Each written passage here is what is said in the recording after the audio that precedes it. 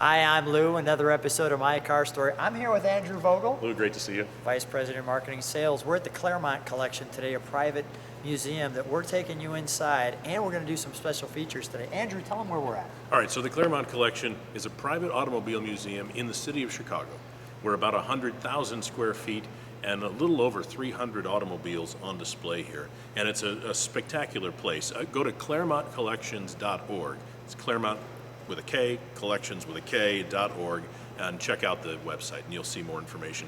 Private, but today Lou's here, so we get to see some really cool things.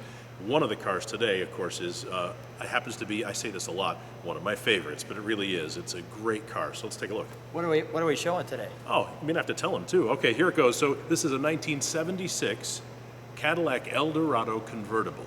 It's the Bicentennial version too, which makes it that much more special, and we'll get into that in a minute, but let's take a look. Let me grab the camera as I usually do. And there we go, Andrew, our 1976, our 200th anniversary here for our country, the Cadillac edition. And one of the things right off the bat, you guessed it, red, white, and blue. That would make sense for our Bicentennial, because everything that year, from trains were repainted and everything else, was all about the red, the white, and the blue. Look at that. Indeed, and so this particular car, GM made 200 of these, coincidentally, right? 200 for the Bicentennial.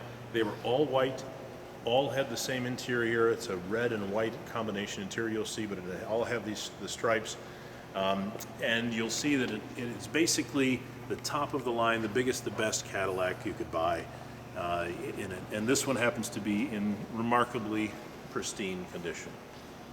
This car, if you're driving this car in 76, you are just a fat cat. It's just as simple as that. I mean, take a look at this wonderful piece up here. I mean, it's, you know, we're kind of coming out of a time frame where there was quote unquote a lot of jewelry on the front of the cars, but this was making the exception. I mean, the wheel caps, the wheel covers are great with that white insert. I mean, so when you see down the side of this car, you can see that it is over 20 feet long, and for a two-door, you know, and the doors are so long here. I love the. I'm going to take a look at the back, and we've got this hard tonneau cover, tonneau cover there, which you can hear. It actually has got a. If you look, you can see it's got a little split in the middle, so the pieces come together to give you that hard back feel. But take a look at the tail. Very streamlined, very smooth. I'll let you kind of take that in. Very nice on the Eldorado. And we just got that little wonderful emblem, and that's where the key goes in, like so. Perfect. So the other thing about 1976 happens to be not just the Bicentennial, but it was also supposed to be the last year for American automobile manufacturers to produce convertibles. Is that right? There was a safety issue, and it was a Ralph Nader special, as some people say, but they decided this was going to be the last year. So it made this car very popular in the day, on one hand. The other hand is, it's a very big car with a very big engine, and that whole 8 to 10 miles per gallon thing in 1976 was not nearly as popular. So it made it tough to sell because it just cost a fortune to run this car in the day. You know, it was the day of oil embargoes and gas shortages and all that. So so it wasn't as popular as they thought it would be. Look at the size of this door. Yeah, that's a big door. Let me back out and show you Andrew.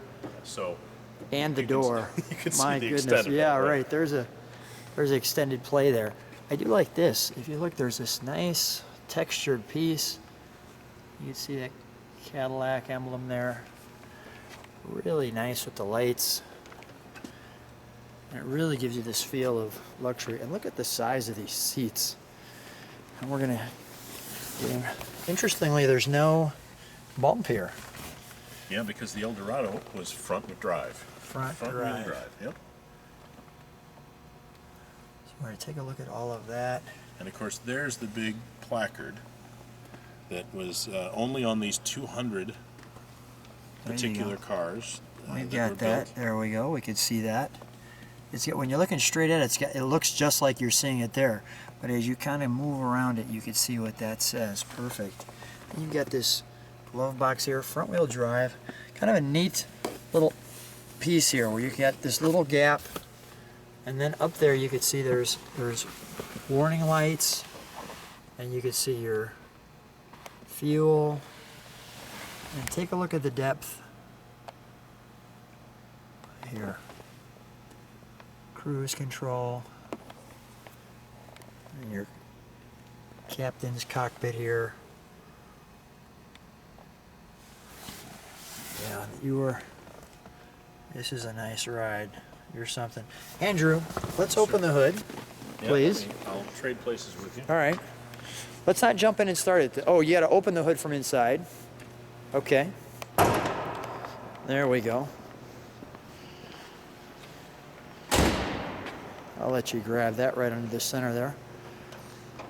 And you see the size of the hood, and hopefully... Let me give it from this angle to get right. the idea that... So you can see, this is a substantial piece of sheet metal here. Yeah. Just pick that up. I mean, Andrew's 6 foot tall, and that's one large hood. And it's, that's quite it's like a 6 foot span almost to stem to stern there. But really... So you see the engine compartment here, and this is a great example too. It's so pristine. You might find a little dust, if you look hard, but overall, I think what you'll see is it looks great. is exactly how the car would have looked when it was delivered from the showroom. It looks great. I like all the some of the details and what to add. And this is an 8-liter, 500 cubic inch, really substantial engine in a different kind of configuration. Remember, this is front wheel drive, and that's an awful lot of torque going to that transaxle. You're not going to get stuck in the snow with this. My goodness. Wow.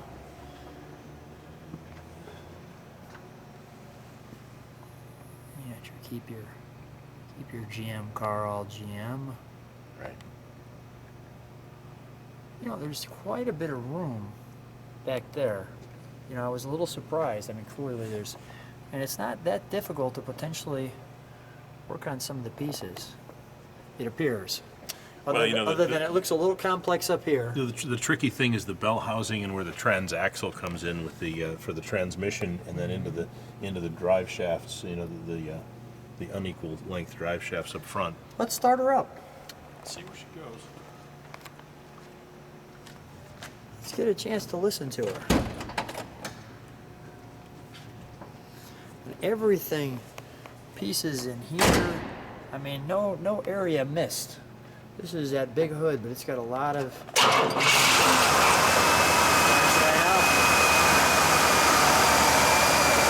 very smooth.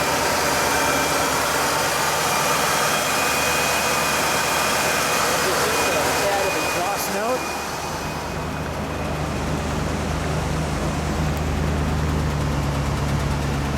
Oh yeah. Hear that? The exhaust burner. All right, Angela, let's shut her down. Come on out. We just started the heater fans by turning her on.